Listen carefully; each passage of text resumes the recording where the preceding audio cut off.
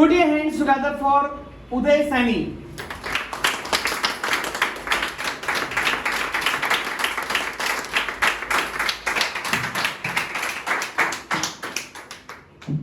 Good evening, respected sir and my dear friends. My name is Umesh Arora.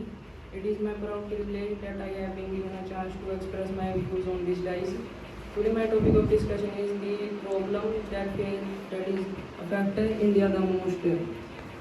I thought, according to my point of view, there are many problems that affect India the most, like poverty, population, and uneducation, and they are connected to each other. Like there is a vast population in our country, and most of it is uneducated, and they are uneducated and believe on every kind of superstition, as birth of a boy is considered boon, and born of a girl the birth of a girl is considered as suspicious, and in weight of boy there are As a curse, don't say suspicious, as a curse.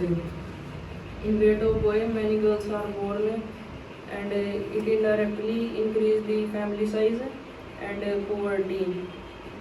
So last but not the least, everyone must have a good education and knowledge to overcome the poverty. Thank you for listening to me. Have a nice evening. Very nice. Put your hands together. Great. Kamna is ready?